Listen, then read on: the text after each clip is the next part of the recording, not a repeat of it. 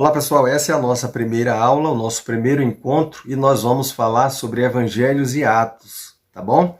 Na nossa primeira aula de hoje, nós vamos falar sobre a formação do ambiente político e religioso neotestamentário. E nós precisamos de compreender um pano de fundo histórico daqueles 4 primeiros séculos e nós vamos fazer uma abordagem aí rápida sobre uma perspectiva histórica, sociológica, né? E vamos falar daquelas principais religiões ali nos séculos que antecedem aqui o Novo Testamento. Essa vai ser a nossa primeira aula. Depois nós vamos falar, na nossa segunda, sobre os sinóticos e especificamente falando nesta segunda aula sobre Mateus e Marcos. Nosso terceiro encontro será um encontro falando sobre o Evangelho de Lucas e o Evangelho de João. E aí nós vamos para a última aula, serão 4 encontros. No último encontro, nós vamos falar sobre Atos dos Apóstolos, tá ok? Então, acompanhe a nossa aula, vamos lá.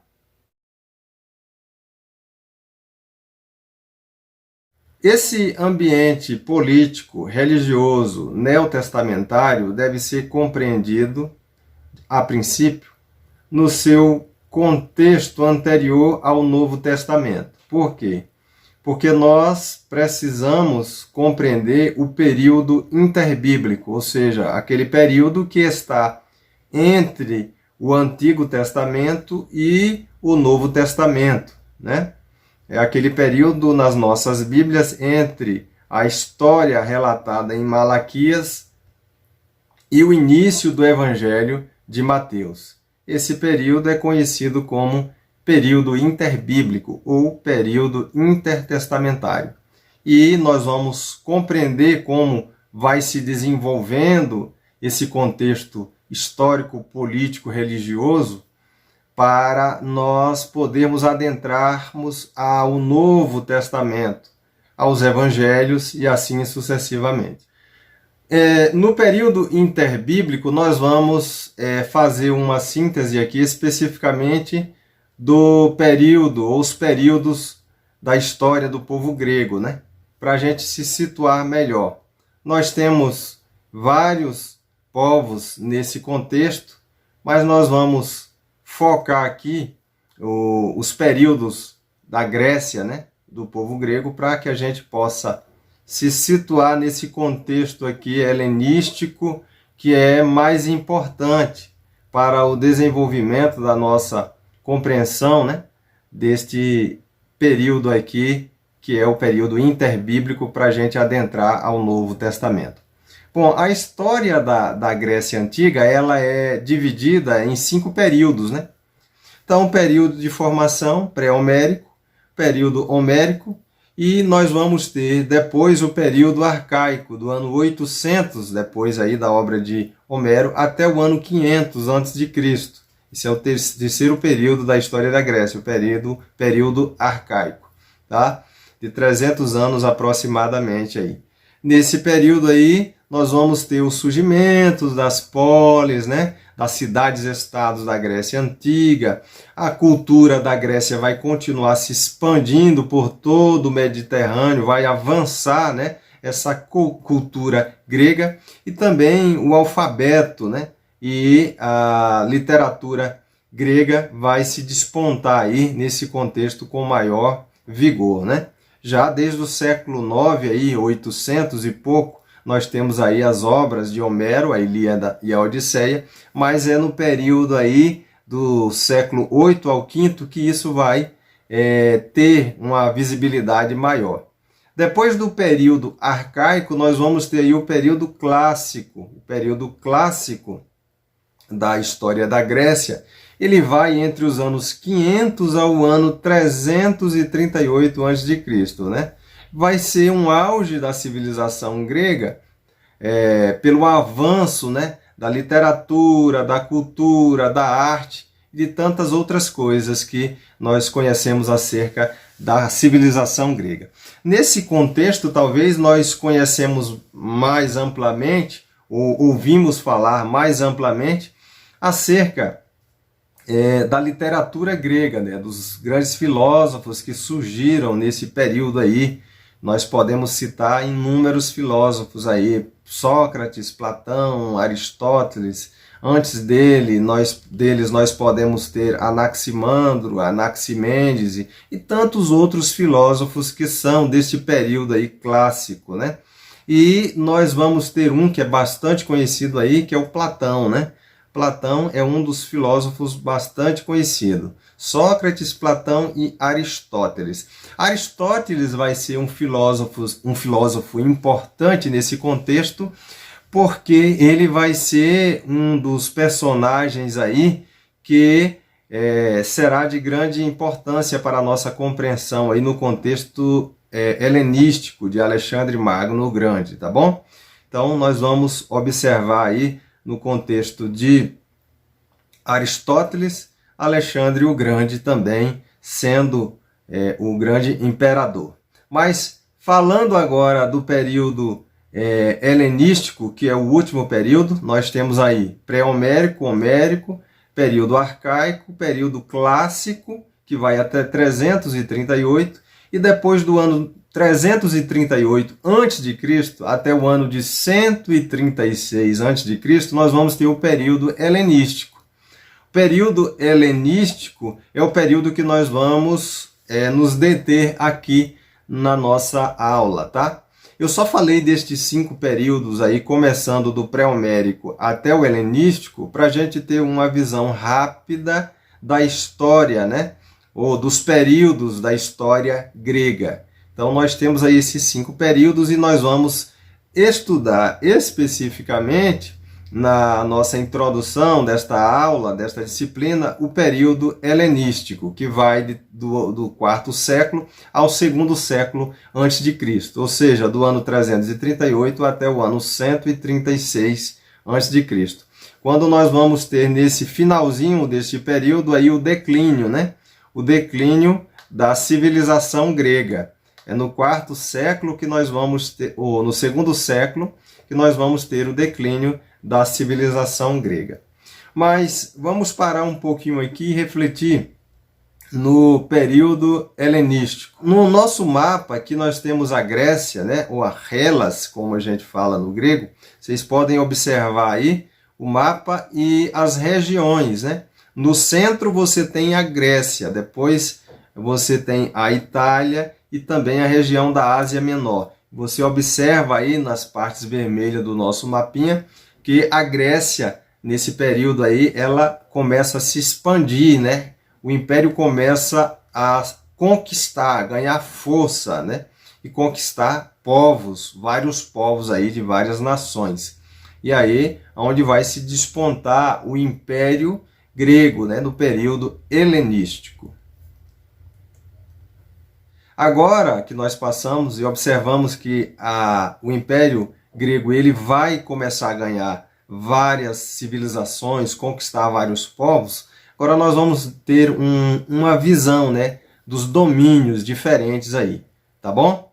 Vários povos sendo dominados e alcançados aí pelo Império Grego. Bom, nós temos no nosso slide aqui domínios diferentes. Como eu disse, o domínio persa. O domínio persa, desde o 6º século, aí 550 a.C., até 333, é um período em que a Pérsia ela dominou, ou seja, foi um grande império de mais de 8 milhões de quilômetros quadrados, né? Então, a gente falou sobre isso na aula dos livros históricos, se não me falha a memória. Nós discutimos sobre isso aí, tá? Então, vocês observam que naquele período de Esdras, Neemias, quando eles regressam a Jerusalém, é justamente esse período persa aqui, do 5º século, do 6º para o 5º século, tá bom? Eles vão regressar aí por volta de 460, 457 antes de Cristo, que é o período em que reinava Xerxes, né, Assuero, na Pérsia. Então, nós vamos ter o período persa, que é um período de muita influência. E o povo de Israel consegue ou tem liberdade através de Assuero para regressar a Jerusalém e reconstruir a cidade e os muros. Então, é só assistir aqueles vídeos nossos sobre a história dos livros históricos, né, naquele período da Pérsia, acerca dos livros de Esdras e Neemias. Então a Pérsia, ela perdeu espaço no século IV e em 333 a.C. ela vai perder algumas guerras, né, justamente para Filipe, o pai de Alexandre o Grande. Então Alexandre se tornará posteriormente o imperador do Império Grego, né, ou de todo esse contexto grego aí que nós vamos estudar, logo após a morte do seu pai. Alexandre o Grande vai assumir, né, o controle dos macedônios, da Grécia, dos gregos, e a partir daí ele vai começar a conquistar outros povos e se tornar o Alexandre o Grande, né? Alexandre Magno, o Grande. Magno quer dizer grande. Então Alexandre o Grande, ele vai conquistar vários povos e vai se tornar, né, nesse contexto aí, uma civilização forte, né? E o mundo vai estar sob o controle da Grécia, justamente nesse contexto aí do período helenístico, que nós apresentamos aí do 4º para o 2º século antes de Cristo. Bom, eu quero só indicar algumas obras que talvez sejam úteis para vocês, aqueles que quiserem adquirir. Esse livreto aqui vocês podem adquirir, da Nova Cultura, Alexandre o Grande, né? Ele vai falar sobre Alexandre o Grande. E também existe esse outro livro, Memórias Secretas de Alexandre. Olha aí.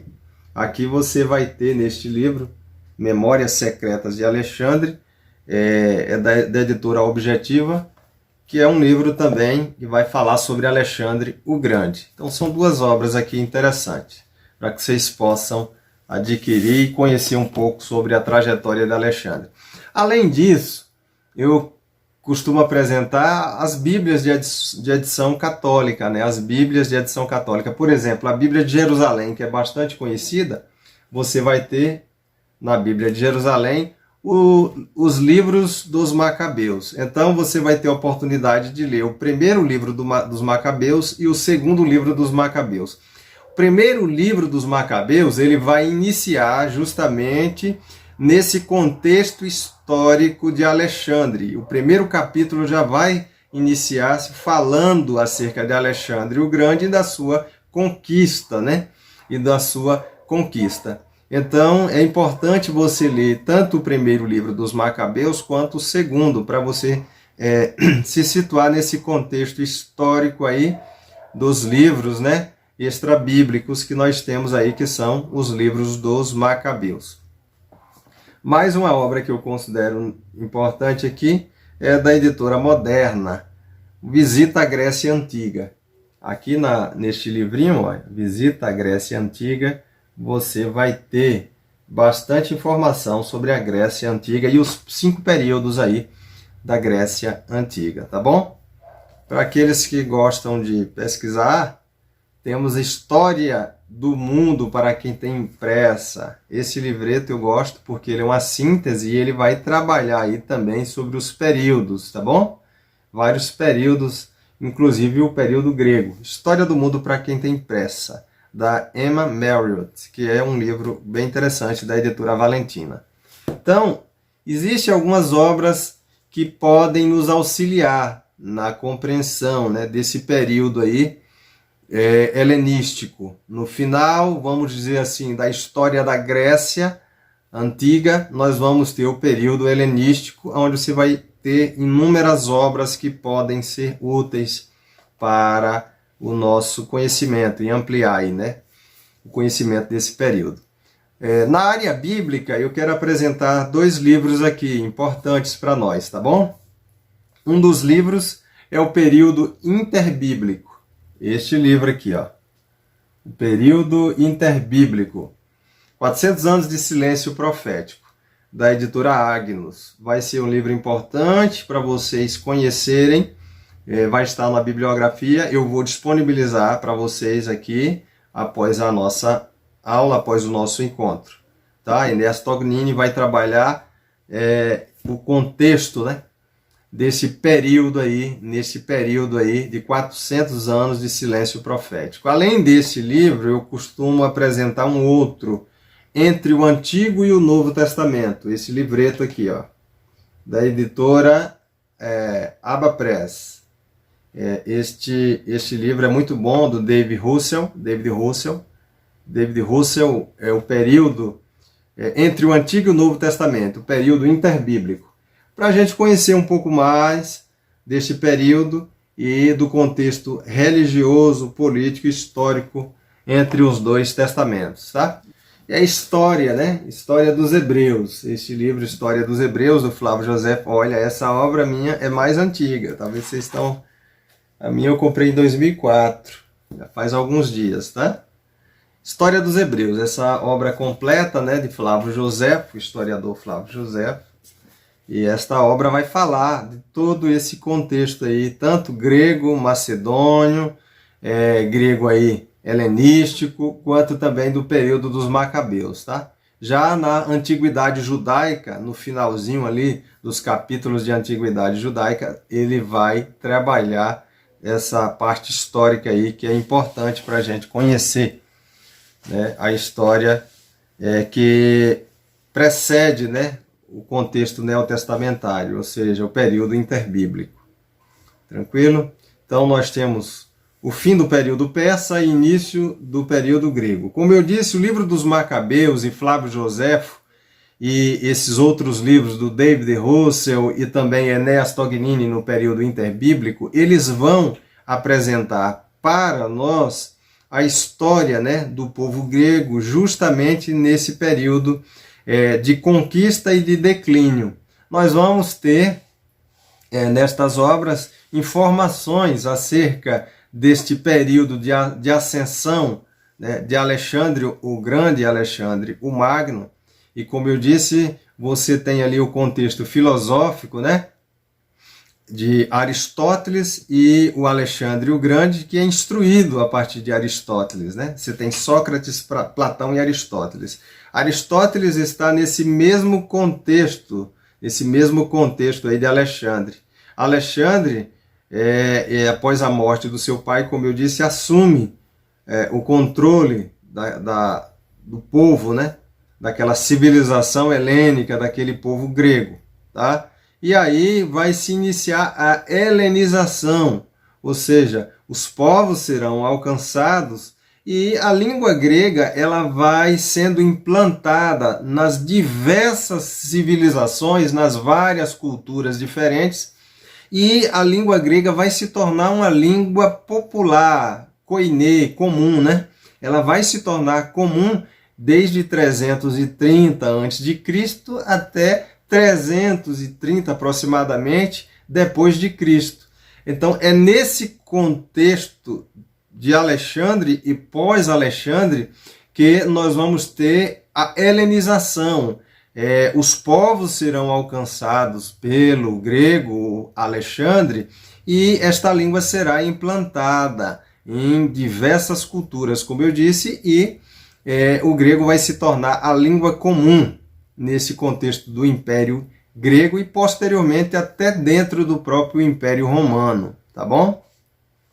Alexandre conquistou inúmeros povos, inúmeras civilizações e o grego se torna uma língua, né, comum para esses povos nesse período aí. Não somente, né, as regiões ali próximo à Grécia, mas alcançando até povos mais distantes, né, como o Egito. E é no Egito que Alexandre vai fundar aquela tão conhecida cidade, a cidade de Alexandria. Alexandria no Egito. Vale ressaltar que Alexandria do Egito se tornou a Alexandria mais conhecida e a mais importante. Mas por onde Alexandre chegou e conquistou vários povos, ele sempre ergueu uma cidade com o nome Alexandria. Por exemplo, quando nós olhamos os mapas e as várias civilizações, nós vamos observar que na região da Pérsia, próximo à Índia, por onde Alexandre conquistou povos, ele edificou cidades com esse nome, Alexandria. Né? Olhando em um mapa, você vai observar várias cidades com o nome Alexandria. Mas a Alexandria mais conhecida que nós temos é a Alexandria no Egito, aquela que fica ali próximo, ali no delta do Nilo. Ela que vai ser a cidade mais importante de influência, porque é lá também que vai se destacar a maior biblioteca do mundo antigo, né? A Biblioteca de Alexandria no Egito. Tá bom? Então houve essas conquistas aí de Alexandre o Grande, e o Império Grego ele se torna, né, um império de muita influência, né? Os gregos conquistam vários povos através de Alexandre. Mas Alexandre, ele nas suas conquistas, ele morreu muito cedo, aos 33 anos de idade. Os povos que estavam sob o controle de Alexandre agora passa a ser dividido entre os seus generais, tá? E agora nós vamos observar, após a morte de Alexandre, um período egípcio, né? Onde vão governar, reinar os Ptolomeus, né? Os Ptolomeus é que vão estar reinando. Por quê? Porque o Alexandre, após a sua morte, como os povos conquistados eram muitos povos e bem extensos, então não teve como ficar aos cuidados de apenas um império, um imperador, melhor dizendo, alguém que tivesse controle de todas aquelas conquistas. Então, o grande império de Alexandre foi dividido entre egípcios e sírios, né?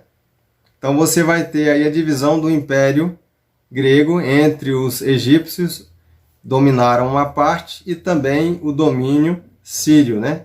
A Síria vai dominar com os Seleucidas. Então você tem os Ptolomeus, que estão no Egito, e nós temos ali na região da Síria, né?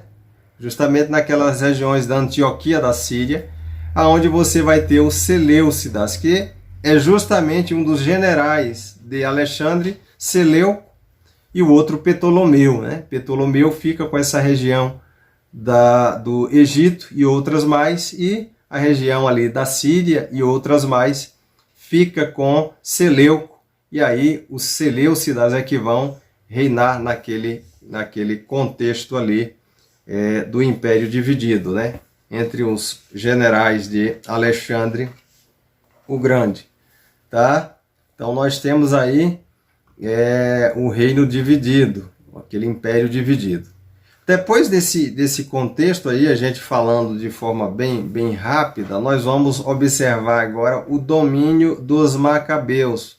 É justamente aí, a partir da divisão do Império de Alexandre, que foi entre os Ptolomeus, que reinaram aí desde o quarto século até o século II, 198 a.C., e os Seleucidas também, que reinaram até 167.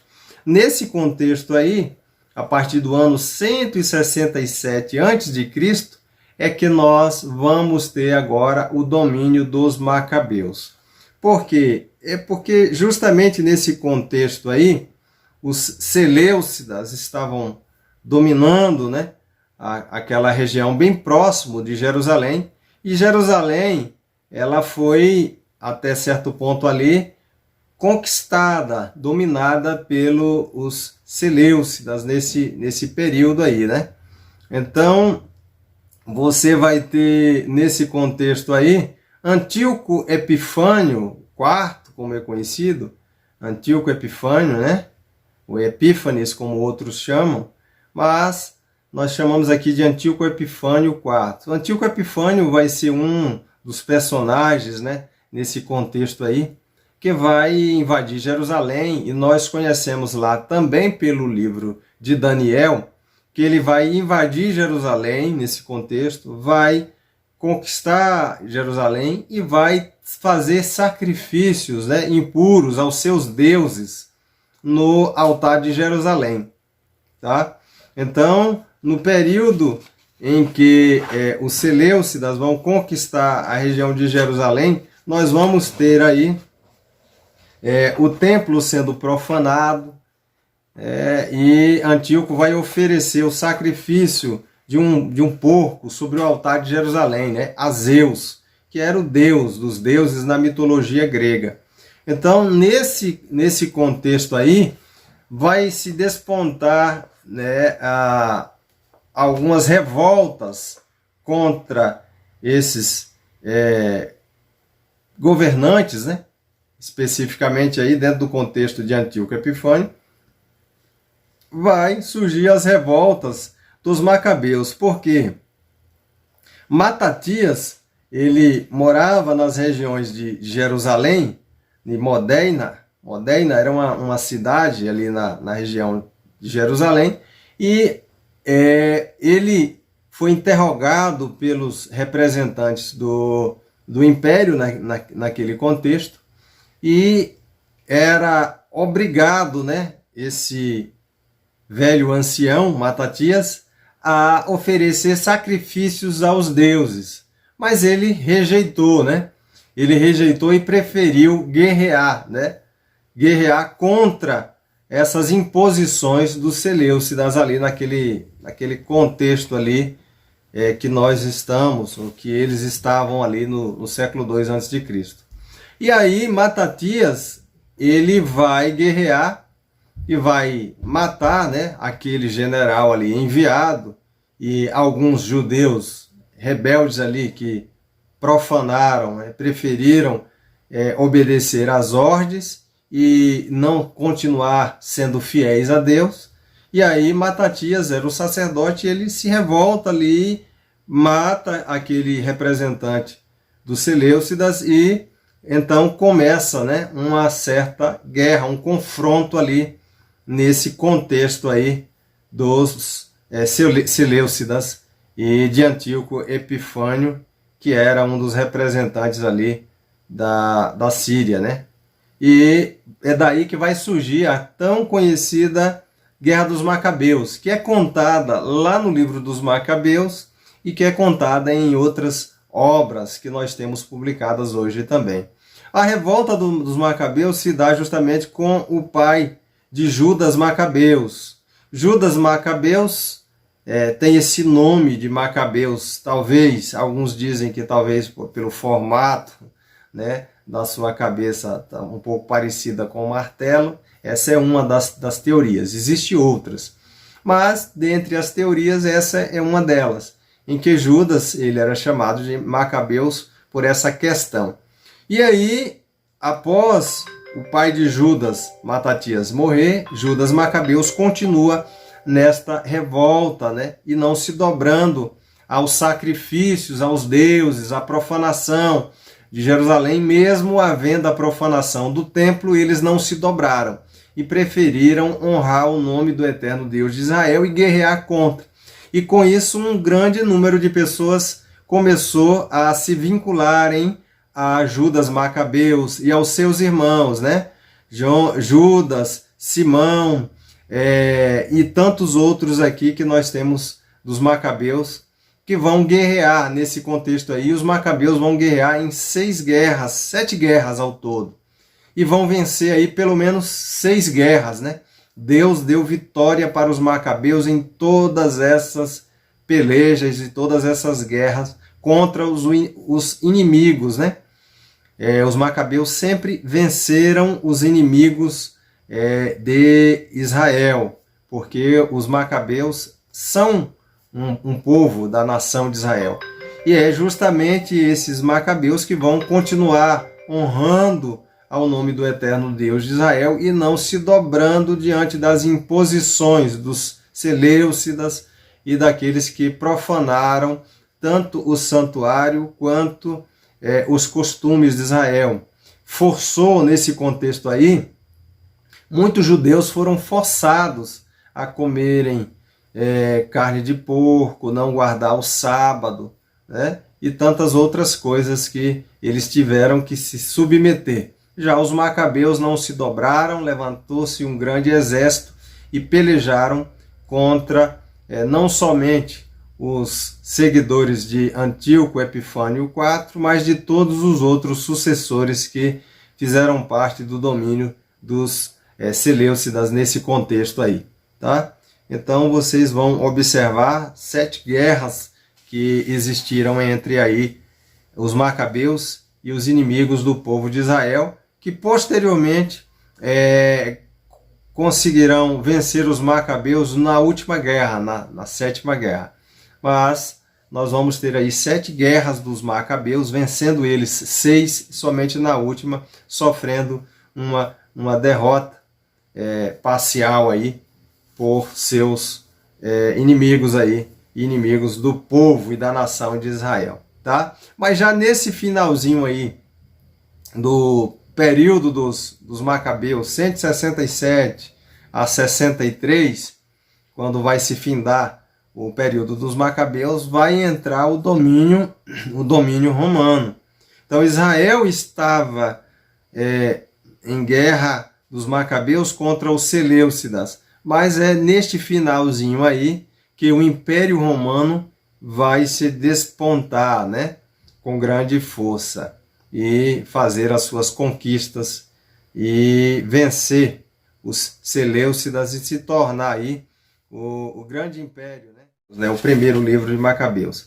Então, o primeiro a gente não sabe quem escreveu esse livro. O segundo livro é atribuído a um Jason de Cirene. Cirene é aquela cidade da África, ali na costa sul do Mediterrâneo, aquela cidade onde Simão Cirineu, nos dias de Jesus, estava lá em Jerusalém. Então, Cirene fica ali entre Alexandria e Cartago. Você tem mais para o lado ali do Estreito de Gibraltar, Cartago, a grande cidade, Cirene, e mais para o delta você tem Alexandria. Então, Cirene é uma das cidades e um certo Jason da região de Cirene possivelmente escreveu o segundo livro dos Macabeus. O primeiro não se sabe. Então você tem os 2 livros que vão trabalhar ali desde as conquistas de Alexandre quanto às guerras macabeias, tá? A profanação do templo por Antíoco Epifânio é relatada nos Macabeus, quando ele oferece um porco sobre o altar de Jerusalém. Daniel faz referência a isso no seu livro, e Joséfo vai, o historiador romano, judeu, que era um fariseu, Joséfo fazia parte da seita dos fariseus, ele vai apresentar esta história dos Macabeus também nas suas obras aqui. Sobre os livros apócrifos tem muitas coisas boas. Nesta obra aqui, o período interbíblico de Enéas Tognini, você vai ter todos esses detalhes aí da editora Agnus, tá? Nele você vai ter. Esse outro que eu apresentei, do David Russell, entre o Antigo e o Novo Testamento, da editora Abba Press, ele também vai trabalhar isso aí bem detalhadamente, tá bom? Então são 2 obras muito boas. Eu aconselho a ler os Macabeus e depois estas obras que estão na bibliografia. Bom, com o fim das guerras macabeias, dos Macabeus, nós vamos observar que nos anos 63, Roma vai se tornar um grande império e dominar, né, todo aquele mundo antigo ali, que outrora havia sido o Império Persa, Império Grego, e passou-se pelos egípcios e sírios, os Ptolomeus e Seleucidas, e entrou esses conflitos com os Macabeus, a partir de Matatias e Judas e os seus irmãos, e chegou agora a época das conquistas romanas. É importante a gente abrir um parêntese aqui e falar sobre os romanos. Os romanos, que está na nossa apostila aí, no nosso livro de apoio, nós vamos observar o seguinte. Os romanos, eles se despontaram, né? A Roma antiga, como é conhecida, ela vai desde 750 e alguma coisa ali, antes de Cristo, ela vai ganhando força, se tornando uma grande nação. Roma, ela vai guerrear no 3º século, 260, até esse período aqui dos Macabeus também, contra algumas nações, e ela vai conquistar vários povos, várias nações. Então Roma já está se despontando, enquanto o Império Grego se dividiu entre egípcios e sírios, os Ptolomeus, os Seleucidas e outros mais, né? nós vamos observar que Roma ela está conquistando vários outros povos, outras civilizações. E houve algumas guerras que elas devem ser mencionadas aqui, que as guerras púnicas. As guerras púnicas, elas são chamadas assim porque é uma guerra que vai se dar entre os romanos e os fenícios. Os fenícios eram os grandes navegadores do mar Mediterrâneo e do mundo antigo. Há até quem diga que os fenícios estiveram nas Américas. Eles estiveram nas Américas do Norte, Central, América do Sul, nesse contexto aí antes de Cristo, né? Até bem antes, porque todo o mar Mediterrâneo e o mar Atlântico, para eles, o Oceano Atlântico, seria uma região, vamos dizer assim, o oceanos conhecido dos fenícios. Os fenícios dominavam a região do Mediterrâneo e começou certos conflitos, né, entre os romanos na Itália, que eram também navegadores, contra os fenícios e especialmente contra os habitantes de Cartago. Cartago havia sido fundada como uma colônia fenícia desde o 7º para o 6º século antes de Cristo, e Cartago se despontou. Era uma grande civilização. Só para os irmãos terem noção, Cartago era uma civilização poderosíssima, com inúmeras embarcações. O porto de Cartago, na antiga cidade de Cartago, era um porto que tinha capacidade para 200 navios. 200 navios de transporte de mercadoria podiam entrar dentro do porto de Cartago, né? Um porto ali fluvial de Cartago, nas imediações ali de Cartago e o mar Mediterrâneo. Então, Cartago era uma grande potência, com mais ou menos 500 mil de habitantes naquele período. E no período aqui do século III para o século II a.C., começam guerras entre os romanos e entre os cartagineses. E aí as guerras púnicas, aonde nós vamos ter algumas guerras, e nessas guerras Roma vai sair vitoriosa no final e vai conquistar e vai banir praticamente Cartago. Então Roma ela se torna a grande potência nas guerras púnicas, e nesse período aí de 63 aproximadamente é onde nós vamos ter Jerusalém também sendo conquistada pelos romanos. Então Jerusalém vai passar do poder dos seleucidas, que estavam em guerra contra os macabeus, e agora os romanos é quem vai dominar a região de Jerusalém. Então, para a gente se situar nesse contexto, a gente observa que os seleucidas perdem aquele controle, porque houve vários conflitos com os macabeus, perdendo-se 6 guerras, ganhando na última, mas muito fragilizado o exército seleucida, eles acabam perdendo o domínio daquelas regiões, assim como os fenícios e os cartagineses perderam os domínios das suas regiões para os romanos. E Roma, então, passa a ser o grande império que é profetizado lá no livro de Daniel. Observe que Daniel já havia profetizado isso. E aí você observa o cumprimento da profecia. Passou-se o Império Babilônico, Medo-Persa, grego, né, macedônio e agora o romano. O Império Romano, que é o último lá da estátua de Daniel, no livro de Daniel, é agora o império que vai ganhar força no 1º século antes de Cristo. Passa a ser o grande império que controla o mundo, e isso vai até o 5º século depois de Cristo, quando o Império Romano vai ser dividido entre Império do Oriente e do Ocidente. Nós vamos ter, no século I antes de Cristo, alguns personagens que são bastante conhecidos, né? Eles são conhecidos. Por exemplo, no início da história de Roma, aí, nesse contexto do domínio romano, nós vamos ter o primeiro triunvirato que era formado por 3 imperadores, Júlio César, Pompeu e Crasso, né? Ou Cresso.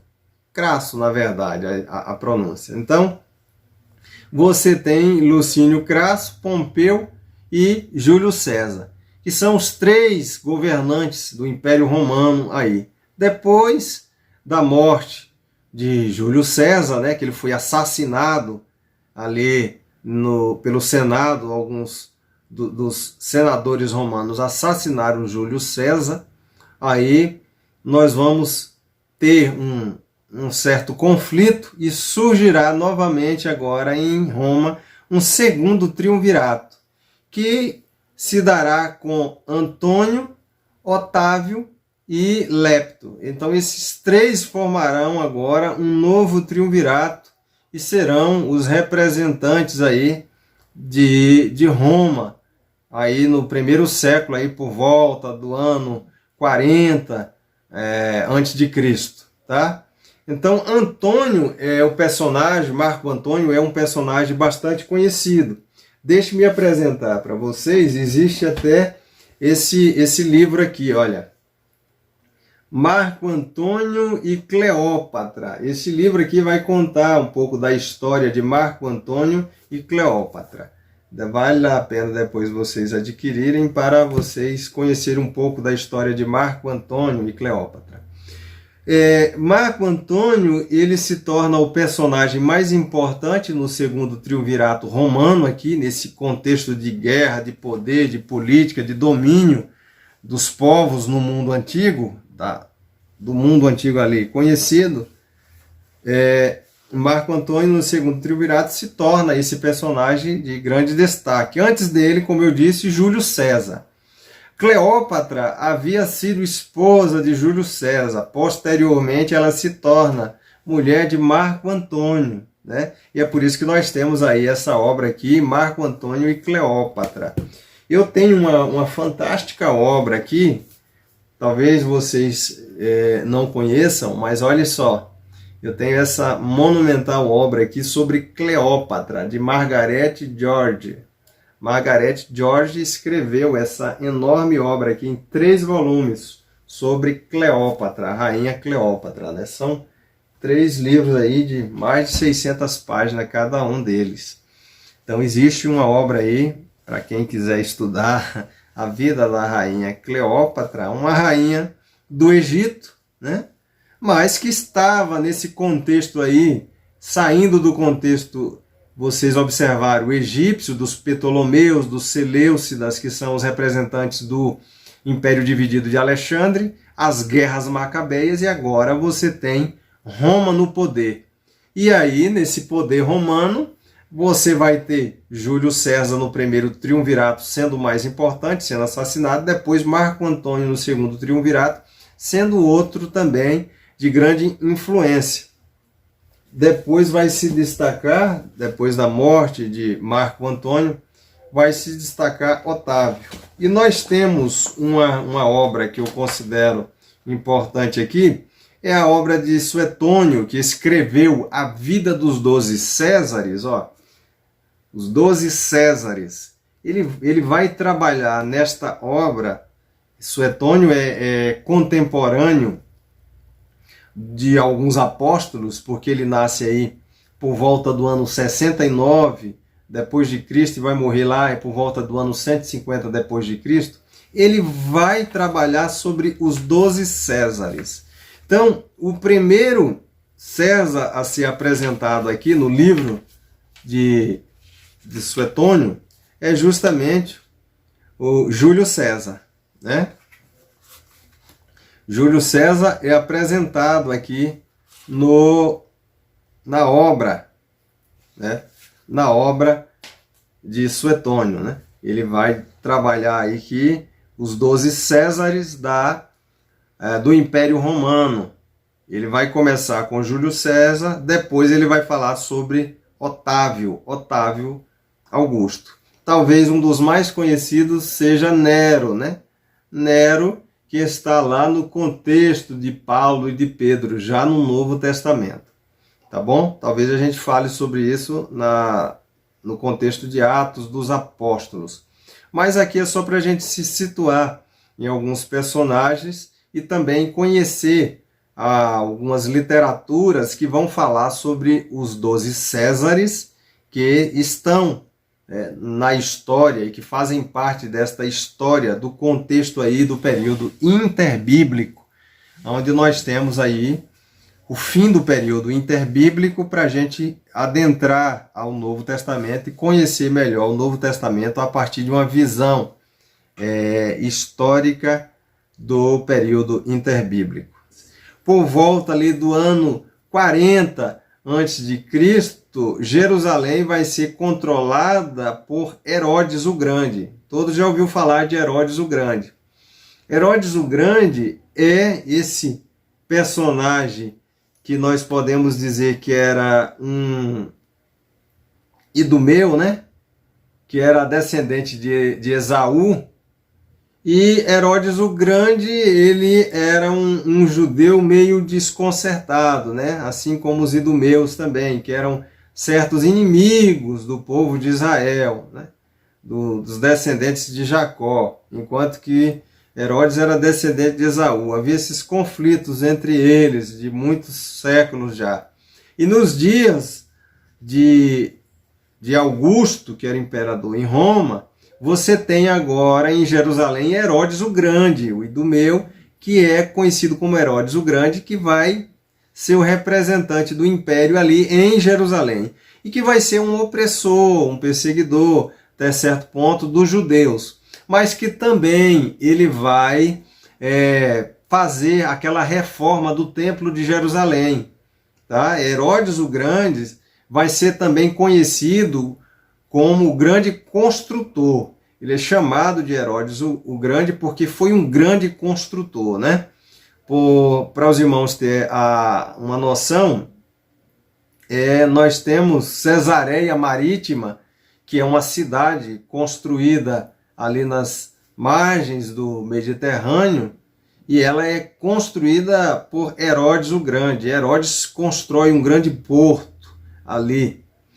Diz a história que Herodes ele carrega cinzas vulcânicas da região da Itália para Jerusalém, para a construção do grande porto que havia na Cesareia Marítima, né? Onde muitos navios partiam dali para as cidades antigas. Paulo, inclusive, nós temos aí no livro de Atos, Paulo naquelas regiões ali de Cesareia, né, assim, embarcando e desembarcando ali no grande porto de Cesareia, que foi construído por Herodes. Já no contexto posterior de Atos dos Apóstolos, nós vamos ver Paulo sendo personagem lá naquelas imediações de Cesareia Marítima.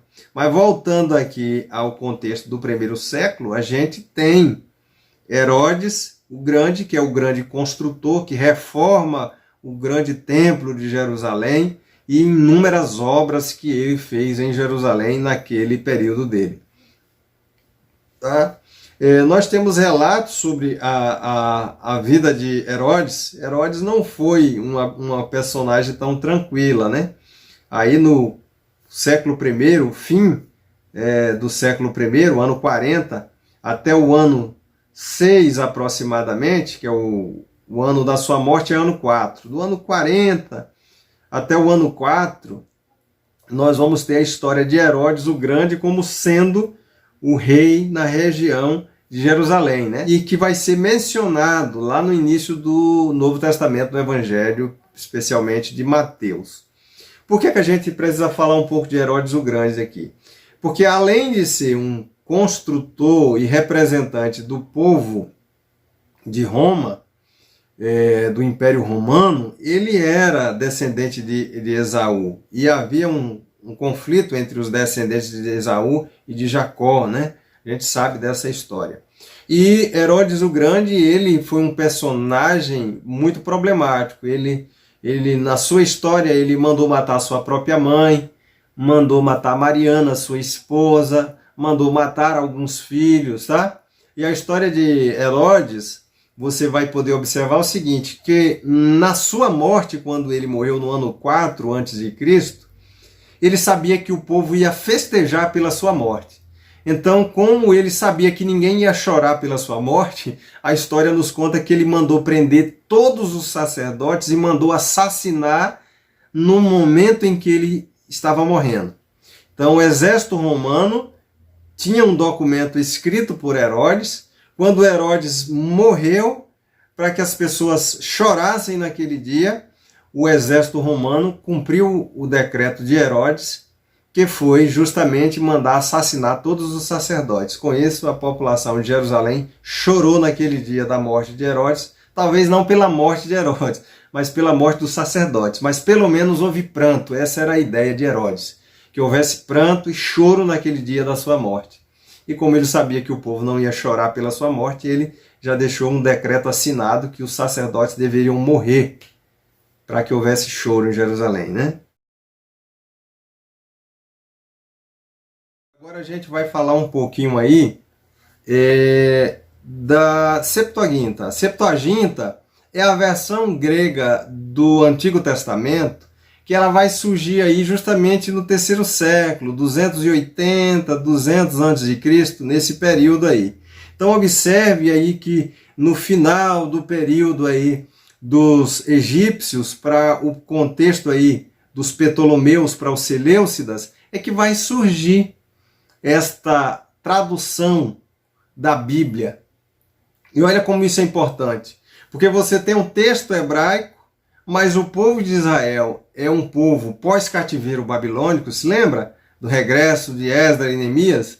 E o povo, eles tinham a escritura em hebraico, mas eles não conheciam a língua hebraica, porque lá no cativeiro eles estavam mais familiarizados com o aramaico.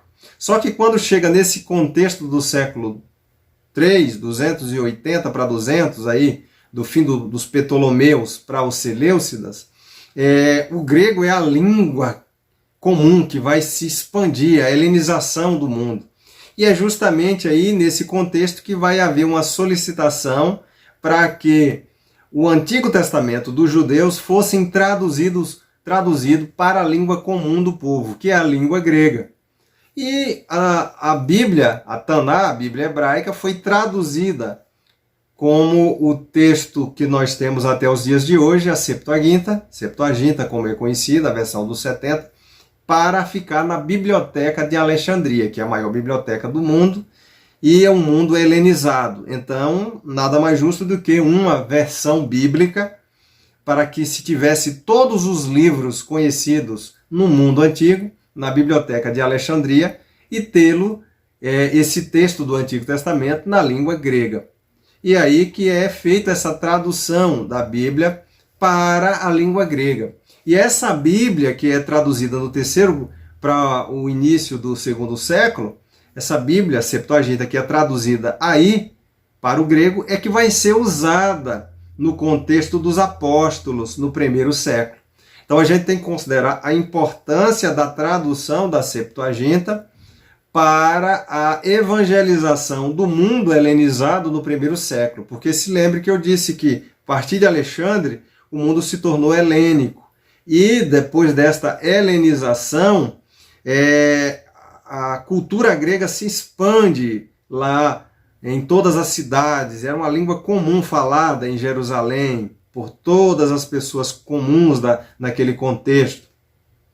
E aí vem a importância da Bíblia estar, o Antigo Testamento, na língua grega, para ser pregada posteriormente a mensagem do Antigo Testamento através da Igreja Apostólica.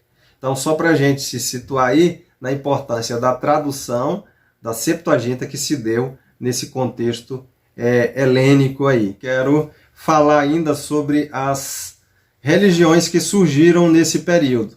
Nós temos, nesse período aí, dos 400 anos, que é conhecido como período interbíblico, já no século, talvez aí o século II a.C., na parte final dos 400 anos, as religiões que mais se destacaram ali naquele contexto. Porque o judaísmo pós-cativeiro babilônico, ele foi se fragmentando, né? Com o regresso do povo para Jerusalém, nós vamos viver o período interbíblico, o período de silêncio profético. Nenhum profeta vai se levantar nesse período, somente posterior ao período de silêncio que vai surgir João Batista. Mas no meio tempo ali, vai surgir os livros apócrifos e vão surgir algumas facções religiosas daquele contexto judaico. A religião judaica que havia regressado, o povo de Israel que havia regressado do cativeiro babilônico, da região também da Pérsia, na época de Xerxes, né, Assuero, você vai ter aí Esdras e Neemias, que são os representantes da lei, do templo e da reconstrução de Jerusalém. Mas naquele contexto vão surgir muitas sinagogas e muitos partidos religiosos. Dentre eles nós temos os fariseus, os saduceus, os essênios e os zelotas, né? Então vamos falar rapidamente sobre esses partidos aí religiosos que vão surgir aí no contexto do período interbíblico, especialmente nos 200 anos finais do período interbíblico. Os fariseus, eles aceitavam a Torá, que eram parte da Taná, né? A Taná é a Bíblia que nós temos traduzida para o português. A Torá é o Pentateuco, aqueles 5 primeiros livros como nós conhecemos. Os 5 livros formam a Torá, que é a lei de Deus. E os fariseus, eles aceitavam a Torá, as tradições orais do povo de Israel, né? Criam na unidade do Criador, eram monoteístas, os fariseus. Eles acreditavam também na ressurreição dos mortos, e essa doutrina da ressurreição dos mortos, ela ganha maior força nesse contexto do período do silêncio profético e no período pós-cativeiro babilônico, tá? A doutrina da ressurreição e de vida também após a morte, ela vai ter uma visibilidade maior só após o regresso, né, do povo de Israel do cativeiro babilônico e também aqueles que regressaram da Pérsia, né, na época de Assuero. Bom, os fariseus, além de crer na ressurreição dos mortos, eles também, né, criam em anjos, em demônios e no julgamento futuro, na vinda do Messias. Então, dos pontos importantes aqui da seita dos fariseus é que eles acreditavam na vinda de um Messias para Israel, de um Salvador para Israel. Então a gente já tem um contexto aí religioso, político, em que a Bíblia está traduzida para a cultura grega, as várias concepções religiosas do judaísmo, elas vão tomando formas diferentes, mas cada partido tinha as suas crenças. Os fariseus, especificamente, assim como outros que praticavam o judaísmo, acreditavam na vinda do Messias para Israel. Tá? Eram os principais mestres, né, das sinagogas ali, tá? naquele contexto. Há informações de que nesse contexto do período interbíblico até os dias de Jesus, haviam mais de 500 sinagogas espalhadas, né, pelas cidades ali do mundo mediterrâneo e das civilizações ali até o Egito e outras regiões da Ásia Menor e de tantos outros locais ali onde o povo de Israel passou a habitar, né? Onde o povo de Israel passou a viver, naquele contexto no contexto que nós estamos falando, tá? Então, sintetizando, os fariseus acreditavam basicamente nisso. Quem eram os saduceus?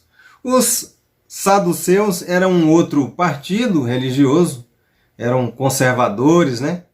Consideravam os saduceus também parte, né, das escrituras, né? Eles consideravam as palavras escritas do Velho Testamento como divina, né? Os fariseus colocavam a tradição oral, um pé de igualdade, né, com o texto escrito das Escrituras. No entanto, os saduceus não pensavam assim. Mas os saduceus negavam a ressurreição dos mortos, diferente dos fariseus, né? E negavam a existência de anjos, demônios. Os fariseus aceitavam. A gente vai ver isso em Atos 23 e 8. Os fariseus acreditavam em vida, né? Com recompensa após a morte. Os saduceus não acreditavam, né? Os saduceus defendiam a ideia do livre-arbítrio. Olha aí, aqueles que defendem hoje o livre-arbítrio, está aí um grupo que defendia o livre-arbítrio, que são os saduceus, enquanto os fariseus tinham um pensamento um pouco diferente. Os fariseus tinham um pensamento em que Deus havia determinado, né, todas as coisas, enquanto que os saduceus viam mais essa questão da antropologia como algo mais livre, né? O ser humano, ele tem um livre-arbítrio de escolher. Os fariseus não pensavam assim. Então, são tradições aí desse contexto do período interbíblico para que a gente possa compreender e a gente não cair de paraquedas no Novo Testamento. Quando a gente entrar no Novo Testamento, a gente tem que considerar todo esse contexto de facções religiosas, de guerras políticas, de Herodes o Grande, porque quando a gente para ver o nascimento de Jesus, na aula seguinte nós vamos ver isso. Vamos ver a morte de Herodes o Grande. E Jesus está nascendo nesse período aí, ó. Jesus tinha mais ou menos 2 anos de vida quando Herodes o Grande morreu, né? Então a gente se situa no contexto histórico, sociológico e cultural das civilizações romana e judaica, né? Da civilização romana e da civilização judaica ali, para que a gente possa entender o contexto do Império Romano e Israel fazendo parte agora do Império Romano, mas que havia uma cultura grega, que era a língua grega dominante, né? O grego, que era o grego comum. Vamos falar rapidamente sobre os essênios. Os essênios era uma seita monástica, né? Ascética, que vivia ali uma vida de oração, de consagração a Deus, né? No deserto da Judéia. Então os essênios, eles tinham uma vida de prática, né? De práticas ascéticas, aquelas práticas de oração, de consagração, de dedicação, né? De vida espiritual dedicada às suas crenças, né? Eles acreditavam em várias questões aqui que nós colocamos aqui, né? Cura pelas mãos, milagres físicos, bênçãos, né, com as mãos. Eles também realizavam curas com ervas medicinais, tá? E aplicação de argila. Aboliam a propriedade privada.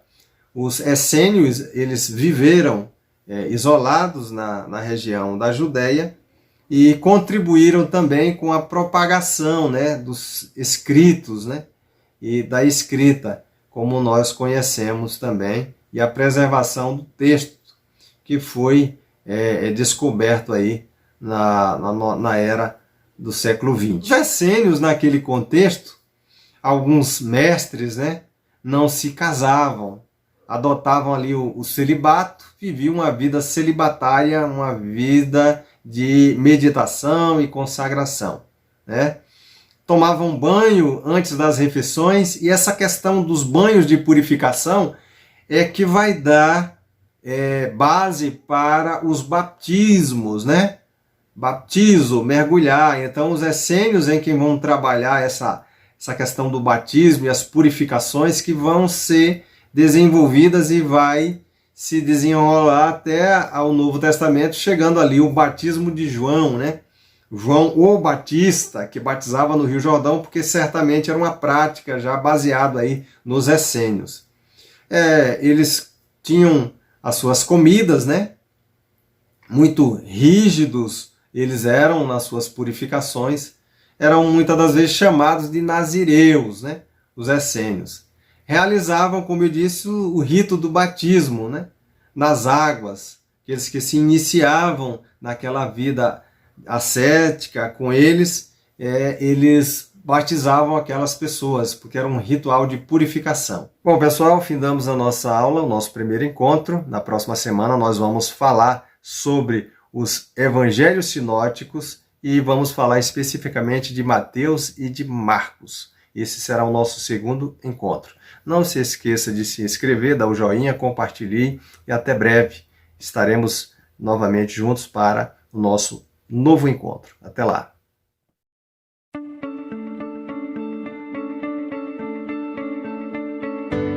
너는 내 삶에 다시 뜬 햇빛